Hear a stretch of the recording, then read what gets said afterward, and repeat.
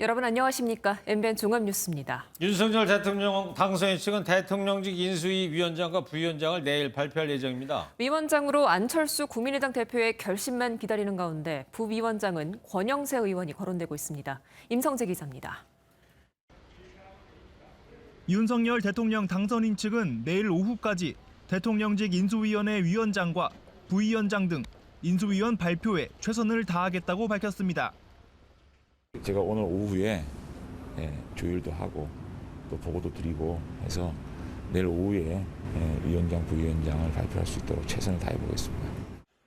현재 인수위원장으로 가장 유력하게 거론되는 인물은 어제 윤 당선인과 2시간 동안 오찬 회동을 한 안철수 국민의당 대표입니다. 걸림돌은 없고 안철수 대표님이 맡으신다는 결심을 하면 거기에 따라서 또 구성이 좀 있을 것이고 또 본인이 안 하실 경우에는 또 다른 또 구성이 되죠. 장제원 비서실장은 안 대표 측과 만나 인수위 구성에 대해 추가 논의에 들어간 것으로 전해졌습니다. 인수위 부위원장으로는 국민의힘 선대본부를 이끌었던 권영세 국민의힘 의원이 유력하게 거론됩니다.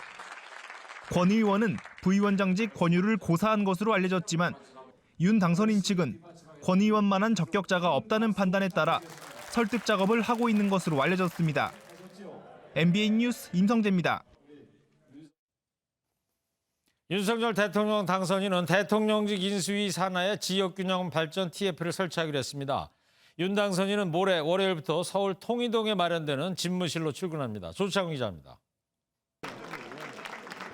윤석열 대통령 당선인이 대통령직 인수위 산하에 지역균형 발전 태스크포스를 설치하기로 했습니다.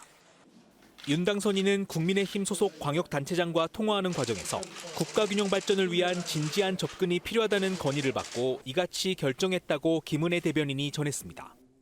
앞으로 전국 17개 시도청의 협조가 구해지는 대로 파견을 받아서 균형 발전 의견을 수렴을 하고 이를 새 정부에 반영을 할 예정입니다.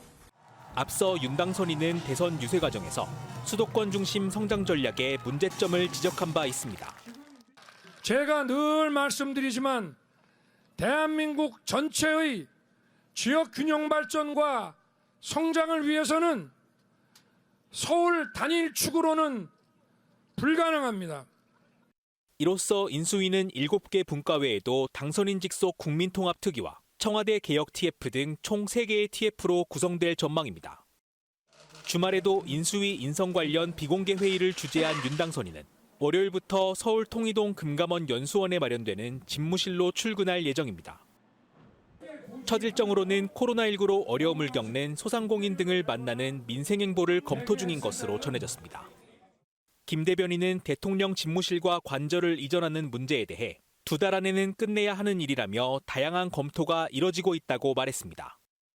비상사태 시 사용할 지하 벙커와 집무실 간 거리 등을 두고서도 공약 발표 당시 이미 내부 검토가 마무리된 상태라고 밝혔습니다. MBN 뉴스 조창훈입니다.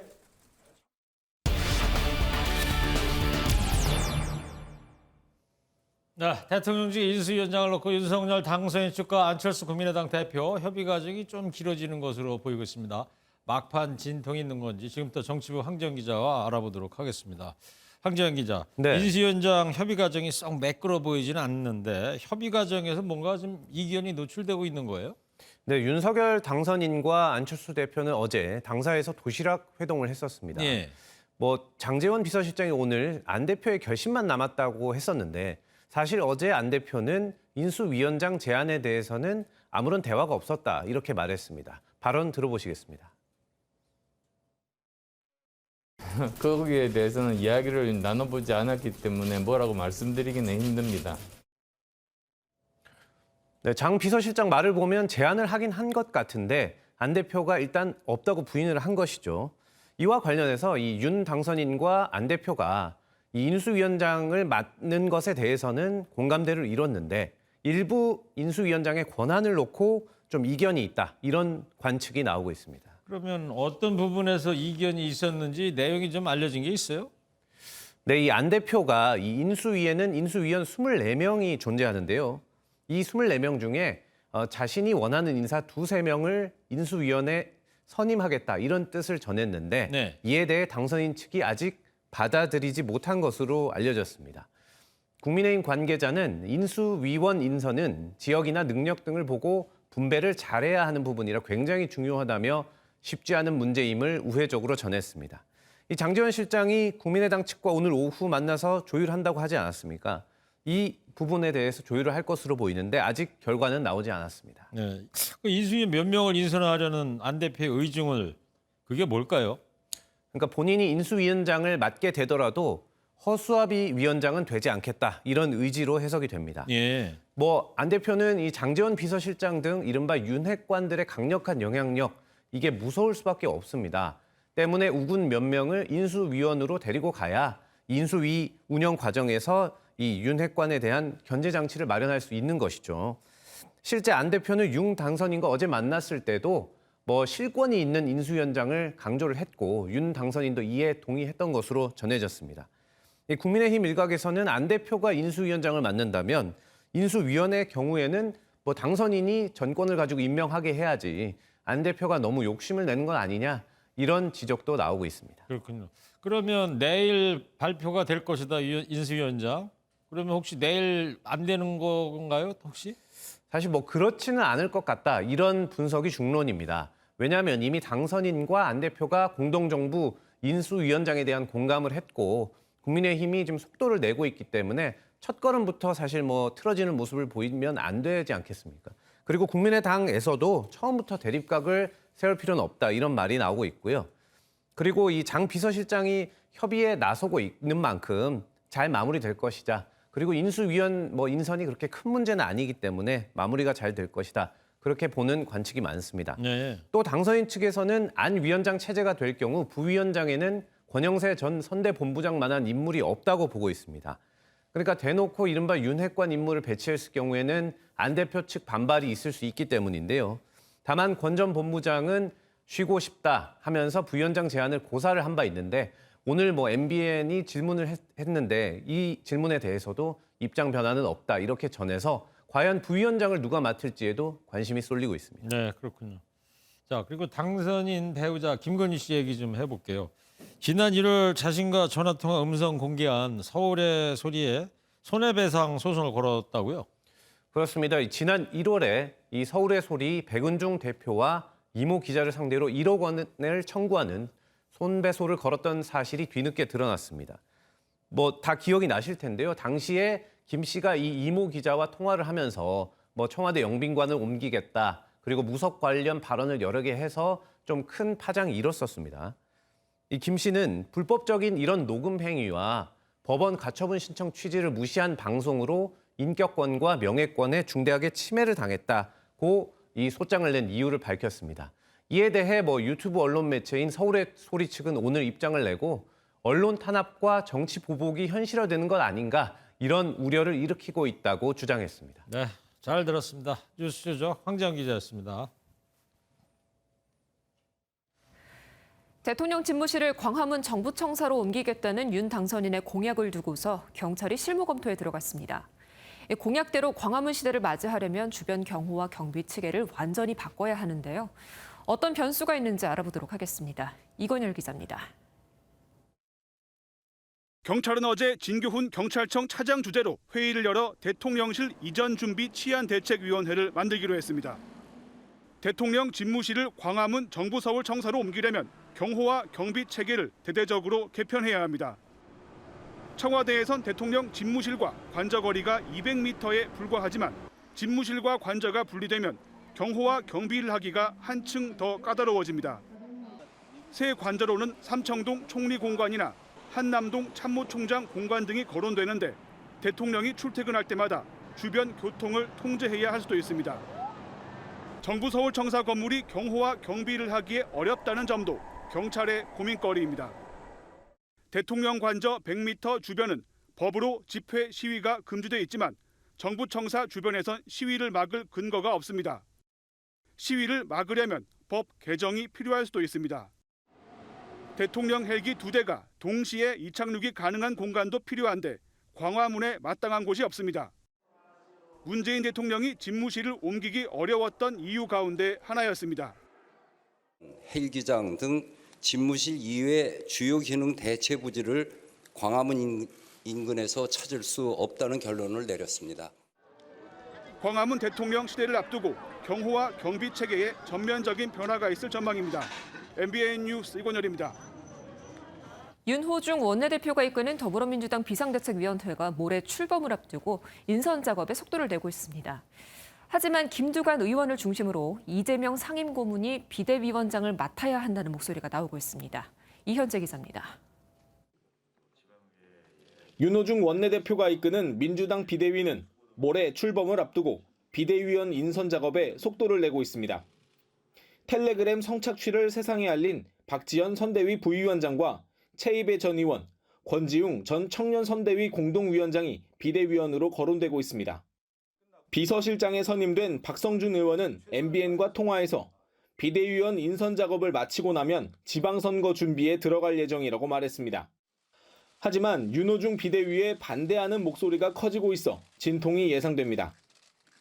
김두관 의원은 SNS를 통해 대선 패배의 원인을 제공했던 윤호중 비대위로는 위기 수습과 지방선거 승리가 불가능하다고 지적했습니다.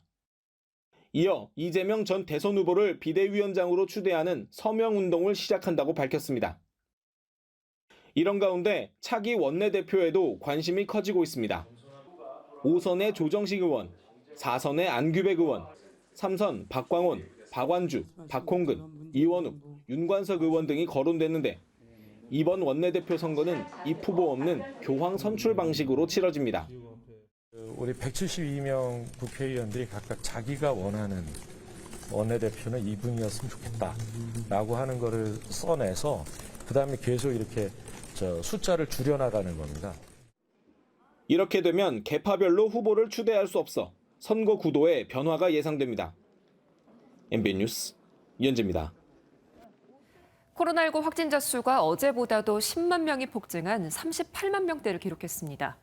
당국이 일주일 평균 확진자 수를 37만 명으로 예상한 바가 있는데 그 수치를 뛰어넘은 거죠. 확진자 수는 지금보다도 더 늘어날 것이라는 우려가 나오고 있습니다. 조희로 기자입니다. 오늘 0시 기준 코로나19 신규 확진자는 38만 3,665명으로 집계됐습니다. 하루 사이 10만 명이 폭증해 또다시 역대 최다를 기록했습니다. 지난주보다는 1.5배, 2주 전보다는 2.3배로 증가했습니다. 이 같은 확산세는 최근 전 세계적으로도 유례가 없습니다. 독일보다 10만 명 이상, 일본보다는 7배 이상 많습니다. 확진자가 폭증할 때마다 급증하는 위중증 사망자 숫자도 문제입니다. 사망자는 하루 만에 269명 증가해 누적 1만 명을 넘어섰습니다. 중증자 관리가 지금 안 되면서 이제 순차적으로 2주 이후에는 사망자가 지금보다 더 많이 나올 수가 있는데 증상이 나빠지면 누구나 진료를 볼 수 있는 일반 진료 시스템으로 빨리 전환을. 다음 주 월요일부터는 신속항원검사에서 양성이 나와도 확진자로 인정돼 확진자와 재택치료자가 동시에 급증할 우려가 있는 만큼 충분한 의료 역량을 갖추는 게 무엇보다 중요할 것으로 보입니다. MBN 뉴스 조희로입니다. 확진자 수가 정점에 달하는 이때 오늘 서울 도심 한복판에서는 대규모 집회가 열렸습니다. 전광훈 목사가 이끄는 사랑제일교회의 기도회가 열린 겁니다.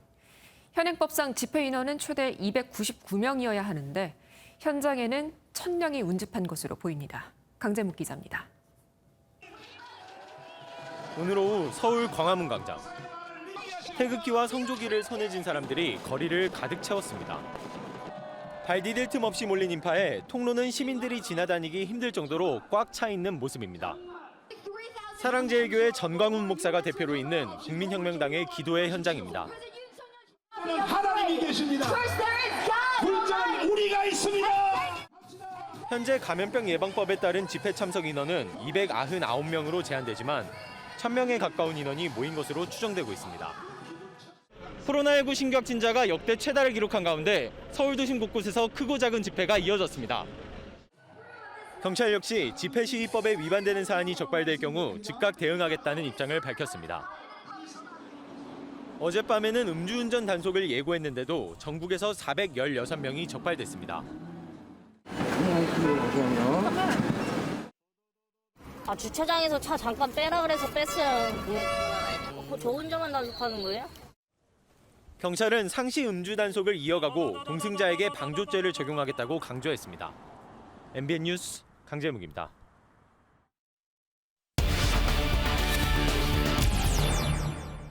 네, 지금 폭증하는 확진자 수만큼 주목해야 할 것이 바로 사망자 수입니다. 어제 추가된 사망자는 269명으로 직전일보다 40명이 늘면서 다시 역대 최다치를 기록했습니다. 이상주 기자입니다. 자, 지금 누적 사망자가 10,000명을 넘어섰단 말이에요. 네, 국내에서 첫 사망자가 나온 게 지난 2020년 1월 20일입니다. 2년 1개월 만에 10,000명을 넘어섰습니다.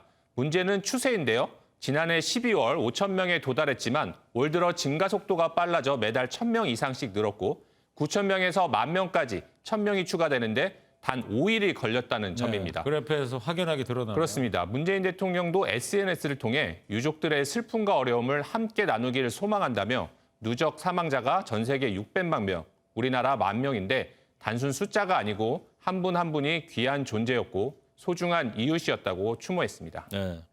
자, 이 누적 사망자 5,000명까지 이제 2년이 걸렸는데 5,000명에서 10,000명을 넘기기까지 3달이 채 안 걸렸단 말이에요. 지금 상황이 말이죠. 이 정점을 지난 건지 아니면 앞으로도 심각해질 수 있는 건지 어떻게 전망이 돼요? 네, 사망자 229명은 이달 초 1일 확진자 약 20만 명이 발생하던 상황이 반영된 것입니다.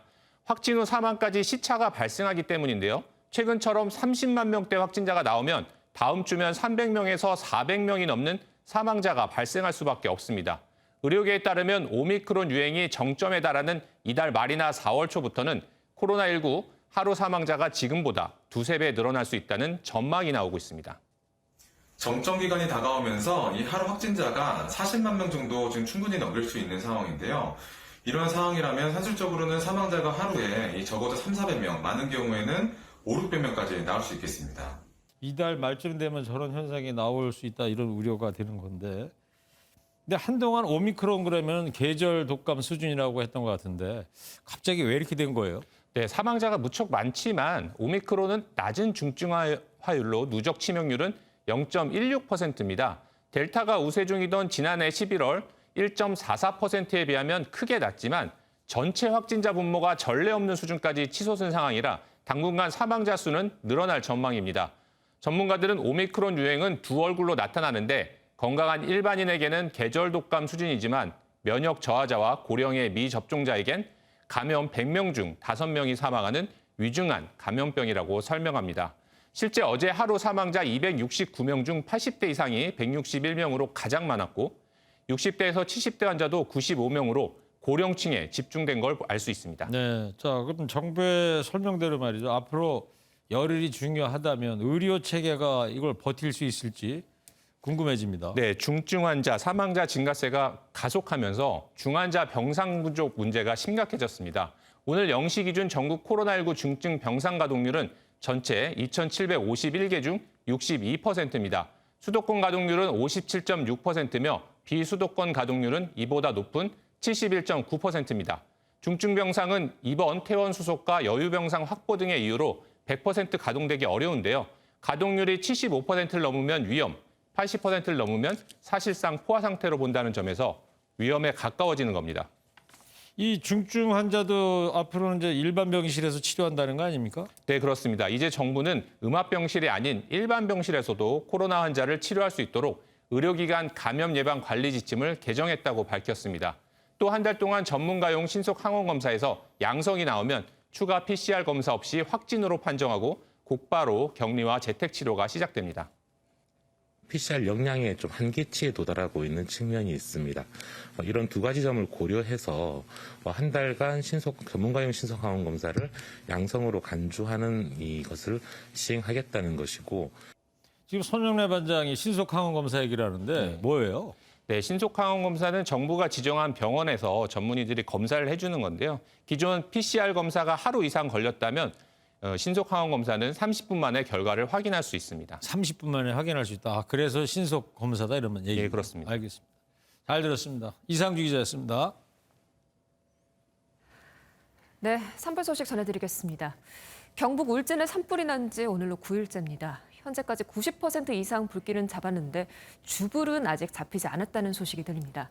다행스러운 건 내일 기다렸던 비 예보가 들어있는데 현장 상황은 어떤지 소식 알아보도록 하겠습니다. 자, 박상호 기자, 먼저 현재까지의 상황을 정리해 볼까요? 네, 산림당국은 오늘도 최대 고비인 응봉산 일대 주불을 잡는 데 주력했습니다. 응봉산을 세 구역으로 나눠 헬기 80여 대를 집중 투입했습니다. 해발 999m인 응봉산은 산세가 험하고 돌이 많아 헬기에 의존하고 있는데 일부 지역에는 헬기 레펠로 공중 진화대를 투입하기도 했습니다.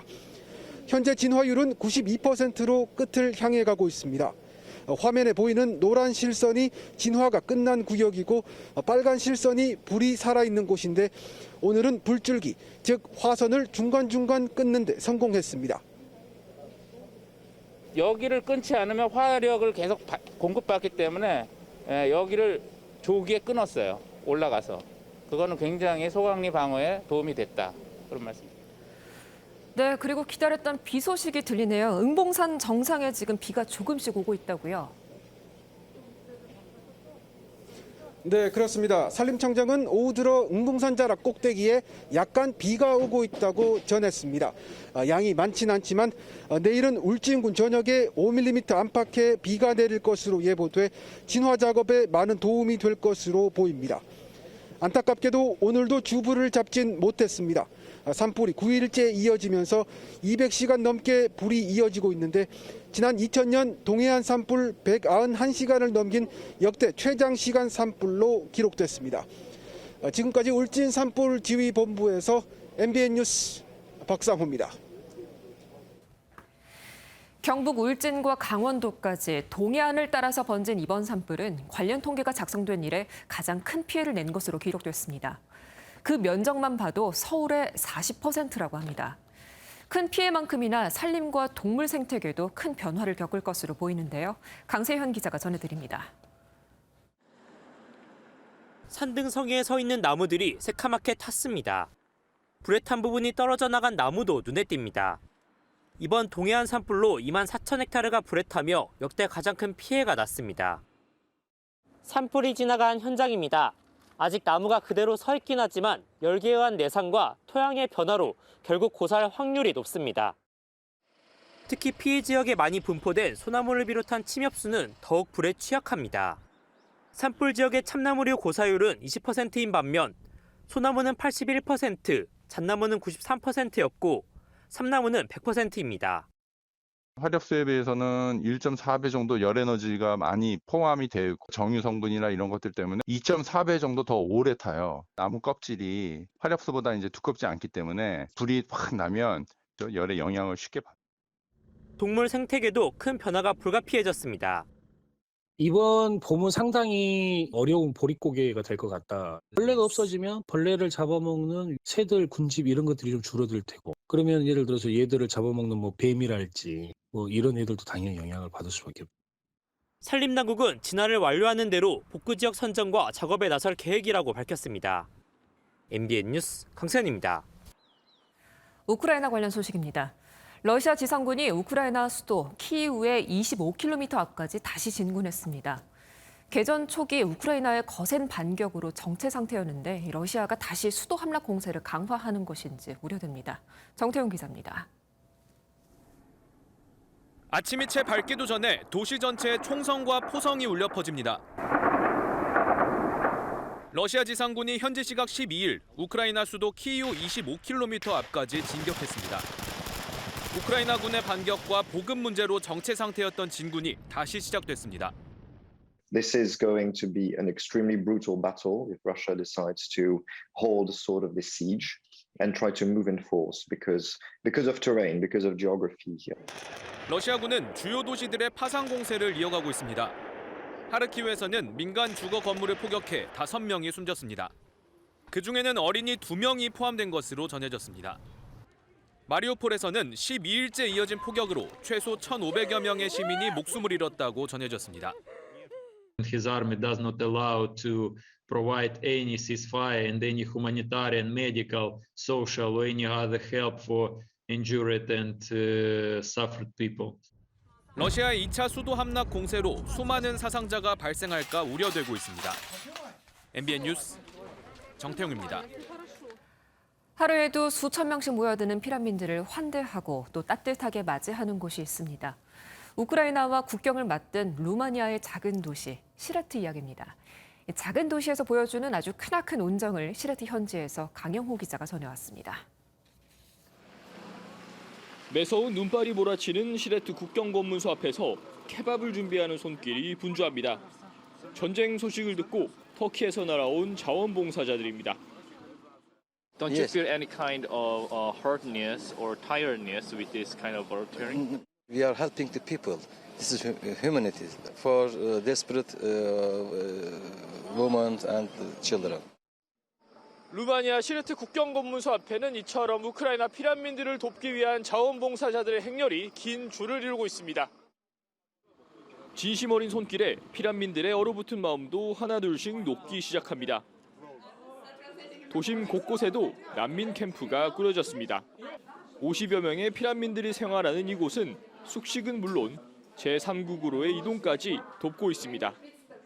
Я багато бачила людей там у черзі, коли ми стояли на перетині кордону, і люди розгублені.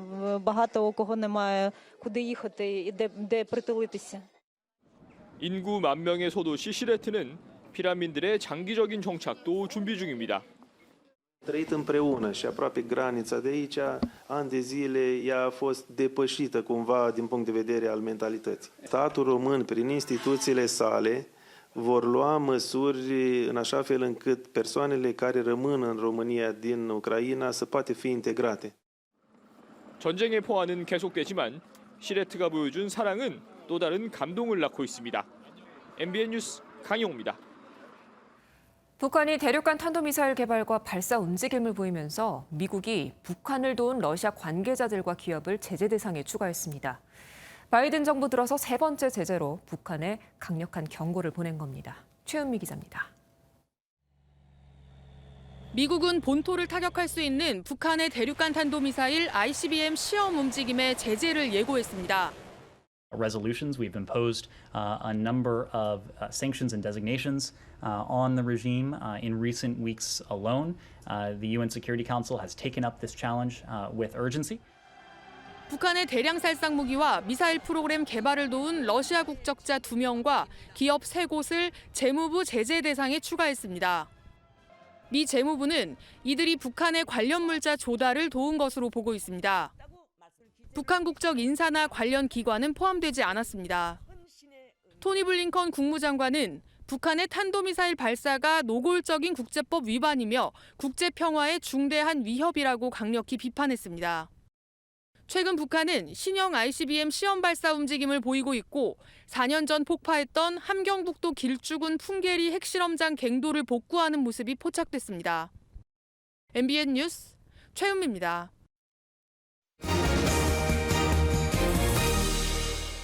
윤석열 후보의 당선과 함께 서울 주요 재건축 단지가 들썩이고 있습니다. 꽁꽁 묶여있던 규제가 이제는 풀리지 않겠느냐는 건데 문의가 늘고 매물이 회수되는 등 기대감이 커지는 모습입니다. 배준우 기자입니다. 재건축 추진 아파트 단지가 몰려있는 서울 노원구 일대. 윤석열 후보 당선과 함께 이 일대 부동산 중개업소엔 문의 전화가 다시 늘었습니다.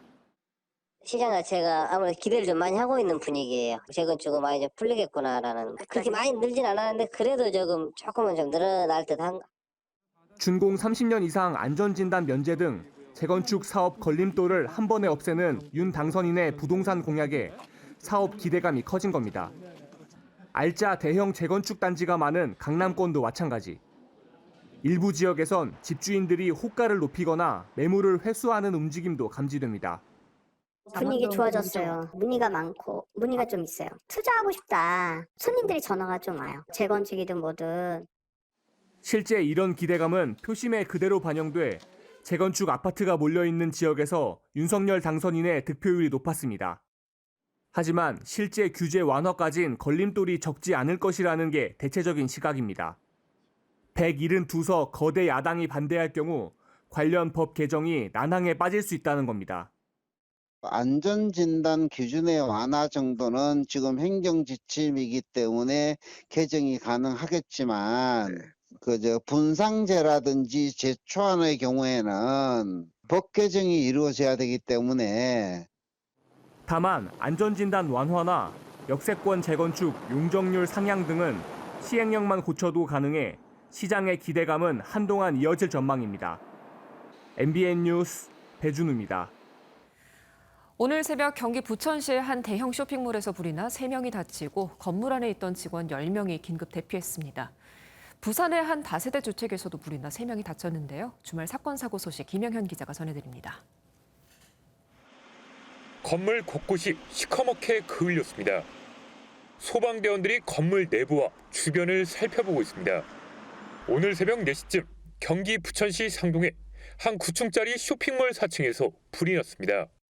소방당국은 대응 2단계를 발령하고 진화에 나선 지 2시간 만에 불길을 잡았습니다. 2명이 연기를 흡입하는 등 3명이 다쳤고 건물 안에 있던 직원 10명이 긴급 대피했습니다.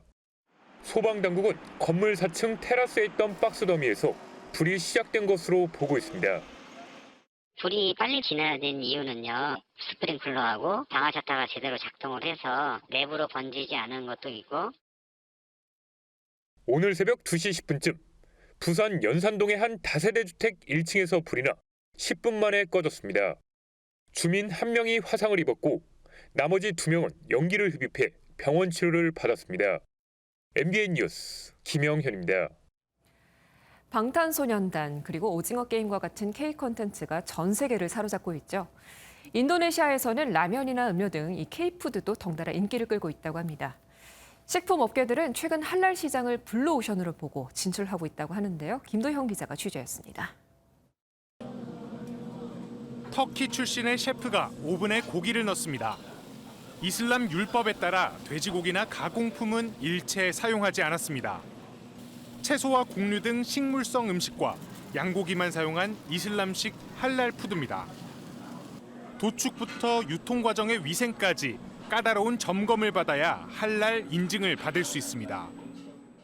고기뿐만 아니라 모든 식재료에 대한 전체적으로 검수를 받아야 되거든요. 가공하지 않는 제일 기본 재료를 요구르트 같은 것도 우리가 직접 우유를 사가지고 요구르트 만들고요. 최근엔 K푸드도 할랄 시장에 진출하고 있습니다. 말레이시아와 인도네시아 현지로 진출한 국내 음식점엔 히잡을 쓴 여성들로 가득합니다. 현지 문화에 맞춰 돼지고기 재료는 뺐습니다. 무슬림 인구는 2060년 전 세계 인구의 30%를 차지할 전망인데 할랄 푸드 시장 규모도 꾸준히 늘어나고 있습니다. 국내 식품업체들은 생수와 음료, 라면 등 제품에 잇따라 할랄 인증을 받고 있습니다. 인구수로 보면 상당히 이제 규모가 큰 시장인데다가 한국 문화에 대한 관심이 커지다 보니까 더 소비 시장을 좀 키울 수 있다는 측면에서 봅니다. 할랄 인증을 받은 K푸드가 K 콘텐츠에 이어 새로운 블루오션으로 떠오르고 있습니다. MBN 뉴스 김도형입니다.